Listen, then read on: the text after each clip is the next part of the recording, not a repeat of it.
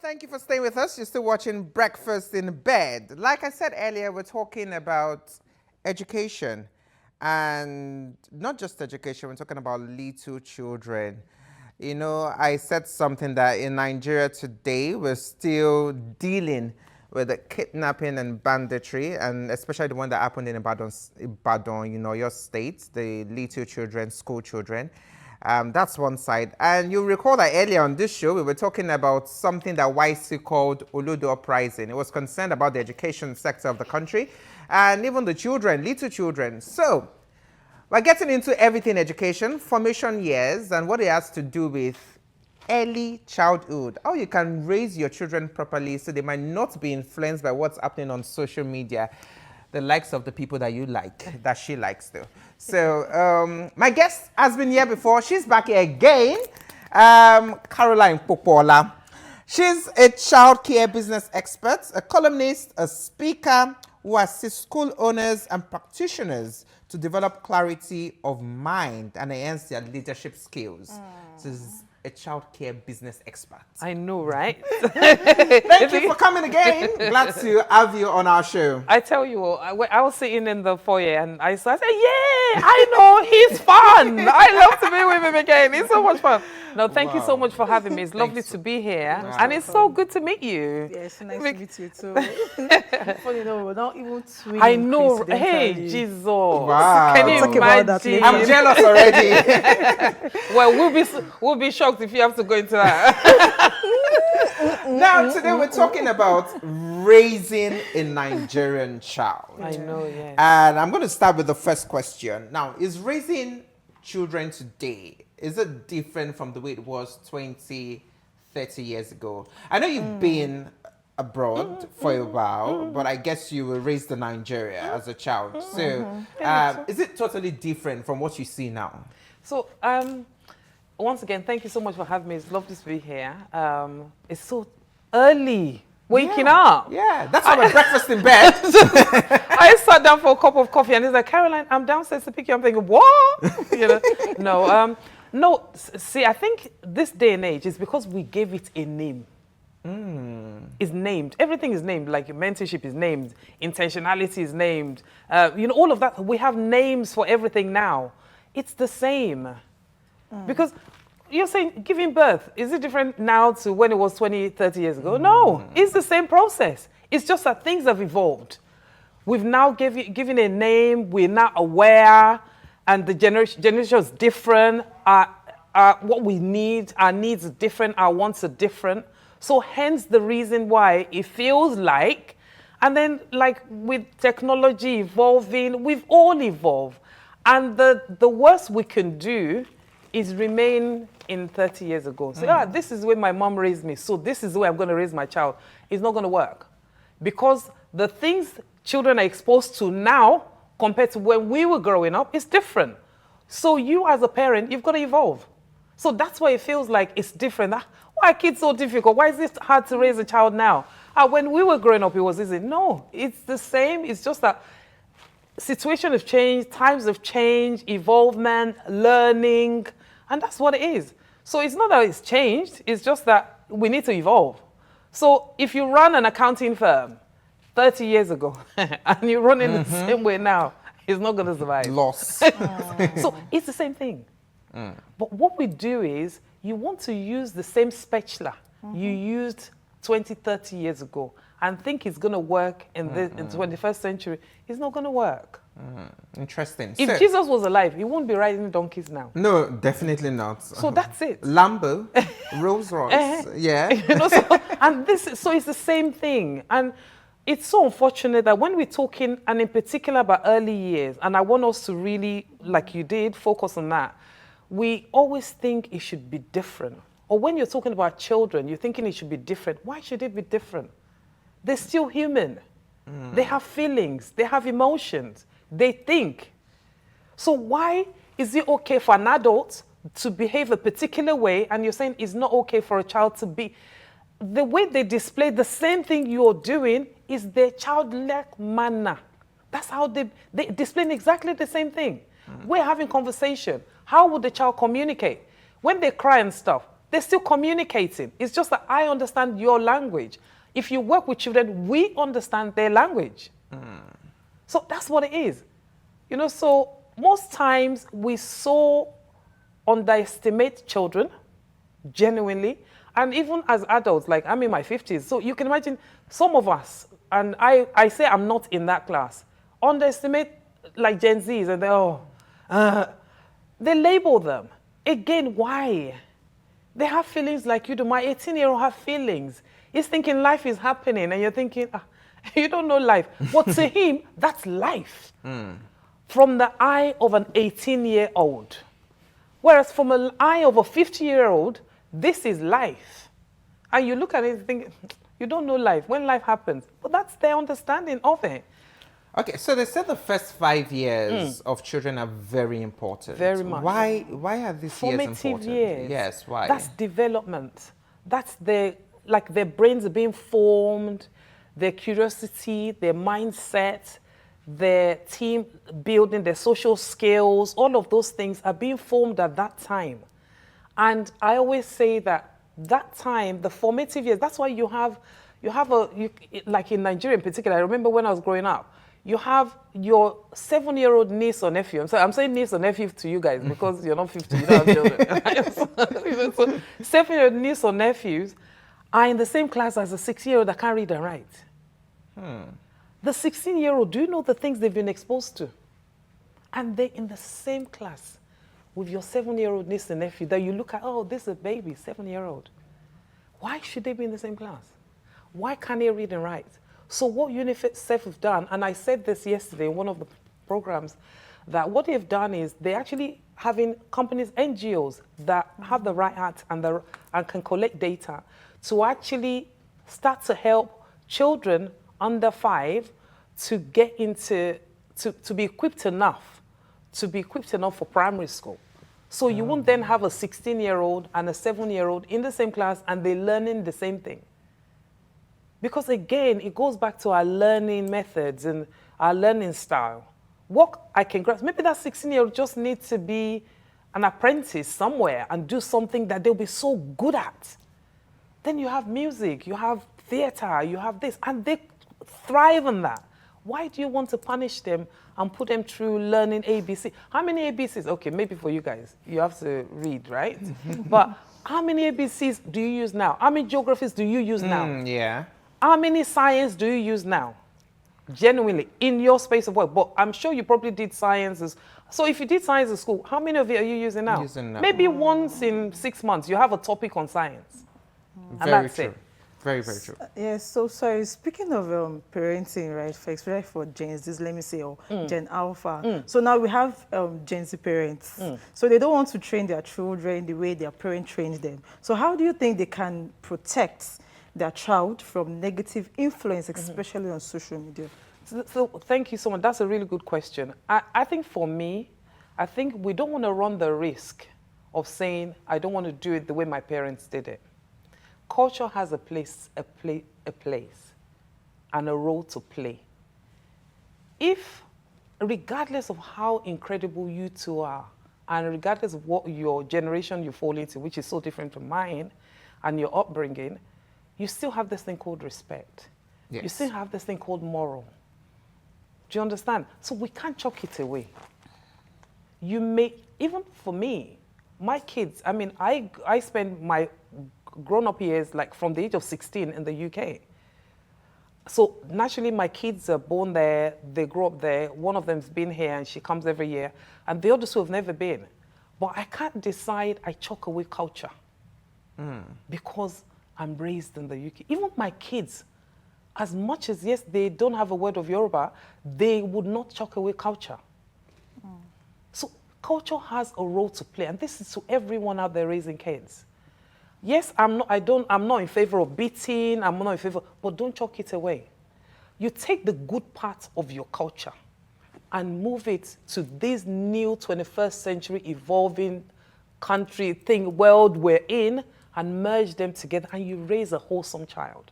That's what you do. You're talking about culture and talking about respect. So the Nigerian context would say I was raised in a way where my child shouldn't speak back at me. When I say do this, you must do it. And you have parents saying, now when I tell the child to do this and the child is saying, why should I, asking questions, parents are furious. Now, how can parents manage such situations and say, your child is just asking valid questions, or maybe your child shouldn't even ask questions? Yeah. What do you think? So we run the risk as parents and aunties and uncles, when they ask you questions and you don't answer, you run the risk of sending them to the world, to the outside world. You don't run the risk of sending them to people who don't have the right answers for them and will play into their ears. So, for example, a child comes and says, Mom, why do you think I shouldn't do drugs? I say, hey, don't ask me questions. Where do you think they're going to go? Yeah. They would go to someone that does drugs, and that person will say, it's a good thing to do. Don't mind your parents. They're just protecting you. Do you understand that? Yeah. So why?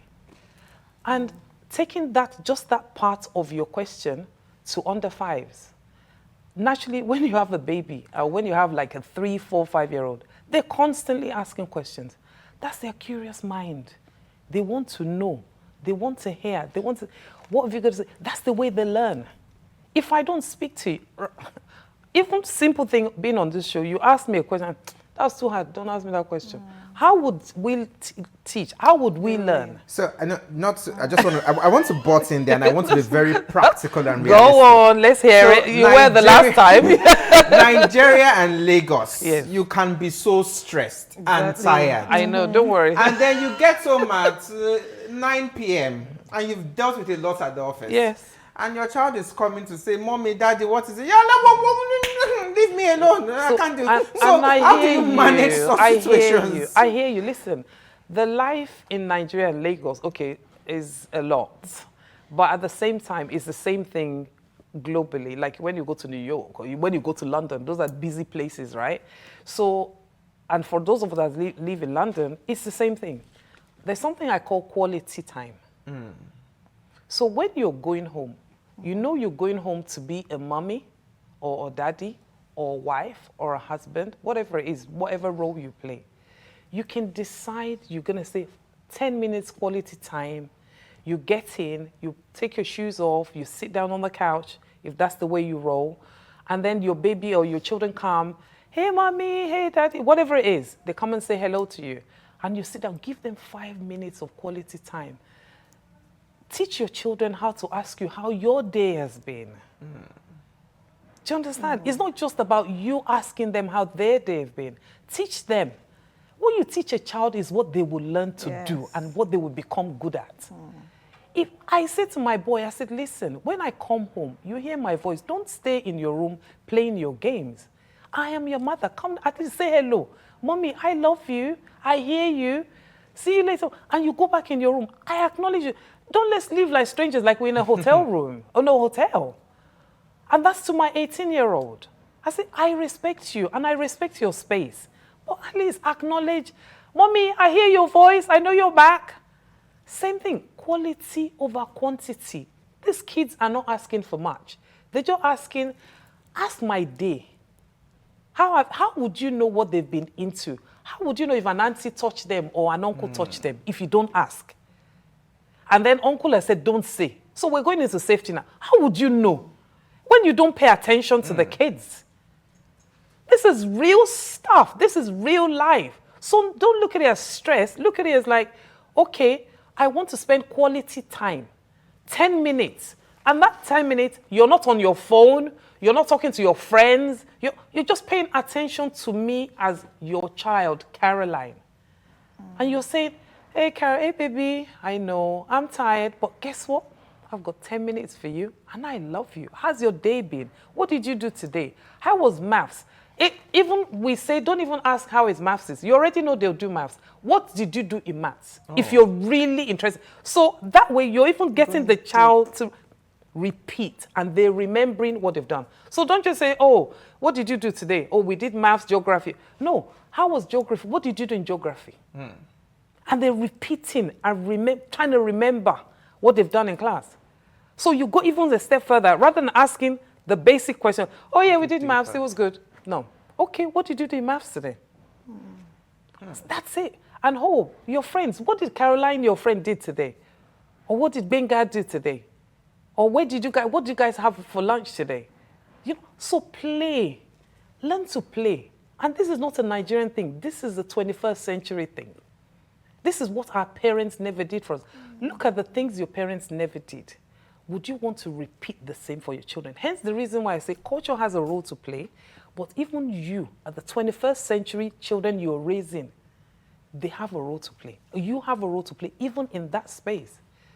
Okay, sorry. So, speaking on this education thing, right? Nigerian society, we only lay emphasis, we place emphasis on just children education. Do you think we're neglecting moral, character, intelligence, and every other thing? And also, there is this mentality. They say children only learn everything in school. That when they get home, the parent is just to do some revision and all. Where do you think they can get more education and morals? So for me, and just going on that latter part first, before I address the first part, everyone needs to be on the same path. So children learn, and again, it boils down to because parents are tired and all that stuff. But I say, I hear you that you're tired because you're just going to drive your kids away. You're not going to have a relationship with your kids. And then you get up and say, oh, mommy is never there anyway, so what's the big deal? You know, so I remember when I was 18 and my mom said something, I was in the UK at the time, and she's going, oh, she was coming back. I said, oh, I wanted to give something to my boyfriend. Eh? I didn't know you have a boyfriend. And she started to cry. I'm thinking, what's wrong with you? Were you there? Like, genuinely, did you know the things I went through? Did you know when someone was abusing me or you didn't know anything because you were not present. And I resented her for that. And that's when you have adult trauma, then you're all that rubbish. But going back to your question, listen, we work in partnership. There's something called working in partnership with parents. Whatever you do at school, it filters into home. So that's where it's a lot deeper than like a 1 minute question. Because for you to even choose a school for your child, you must have a value. So for you guys, if you haven't had kids, and for everyone listening, that raising children, before you choose a school for your child, what are your values for your children? What are the values you have in your home? That's the way you choose the school you want your child to go to. If the school don't believe in your values, why are you using them? Because then the things they teach your children, how can they tell you what it is they've done, and that can be enhanced at home? If you go to a school where they use the F word, it's no big deal. Whereas your home is a good home. I don't want to say a Christian home now, because it doesn't matter what home you have. But your home is a good home where we respect ourselves. We don't use foul language. We're very careful. I say to people, my husband and I, we've never used shut up on each other in 26 years. Why? Like, I'll speak Yoruba, kilo jeyo, and then you tell me shut up. Why? Like, genuinely, why would you tell me shut up? And same thing, like, where is my brain? Why would I see you? Because I love you. I don't want to knock your ego. But why do you want to disrespect me? So if your home is a home that is not like that, but the school environment, every word goes. Did you know that? Then your child comes home and you're thinking, and then the home dynamics change. No. So you need to understand that we work in partnership with parents. So whatever is done at home is done in school, and it feels so. If a child is misbehaving in school, the school has the right to tell the parents, and the parents, listen, there's going to be a repercussion for the way you're behaving at school if you're disrespecting teachers or you're disrespecting people. You don't do that at home. Why are you doing that at school? Do you understand what I mean? So going back to your the first part of your question, it's across. We work in partnership with parents. And this is why, from the onset, why we say early years matter. From the onset, you start to teach those things. A baby will do, they'll pinch their friends. We say kind hands. What is kind hands? Respect. Don't touch. It's not your space. It's called respect. And that's what it is. Same thing. When they grow older and you're telling them, they understand don't touch. They understand this part of my body, nobody touch. Or you tell someone, do you understand that? So there's this there's a self-awareness. link. There's a link. There's the awareness of, but you have to start early. You can't just start after the child. Can you imagine you start at the age of 10? The child was already, we abuse children at a very low, you have pedos, they do earlier. And then you start teaching at 10, it's too late. Because then you come and tell me, what is she going on about when that person's done this? Like, it's so not right. You start early to get it right. So please, what's your thoughts on the importance of mental and emotional health for children? Just like, so if I turn the question around, what is it for adults? Same thing. Why should we overlook children? And you just think there's nothing going on.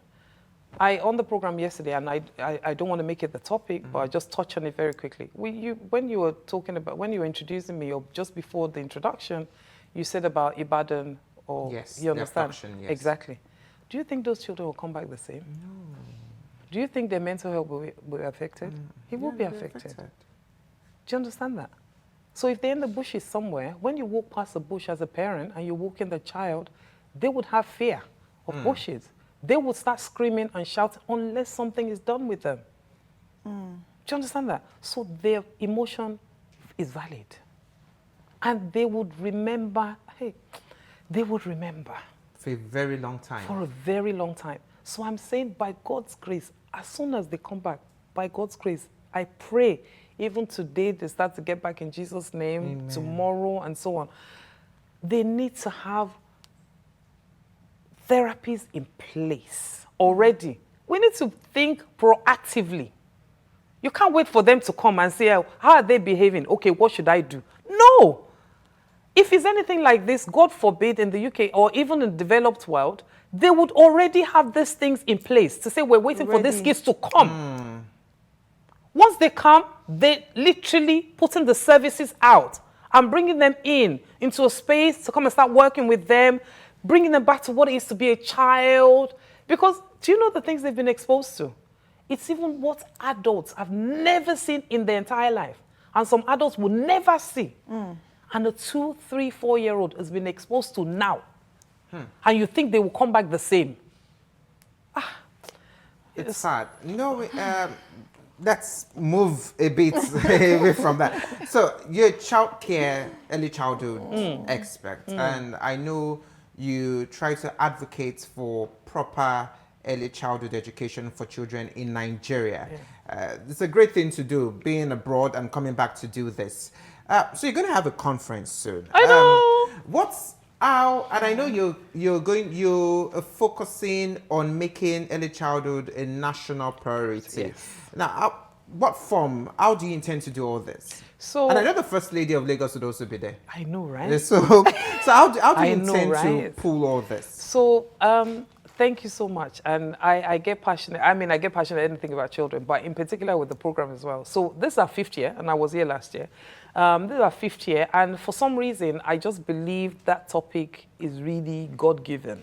You know, when, no disrespect to any religion or whatever, but when God gives you a vision, He's just for you to fulfill it. Yeah. I couldn't even tell you what or how or how we're going to do it.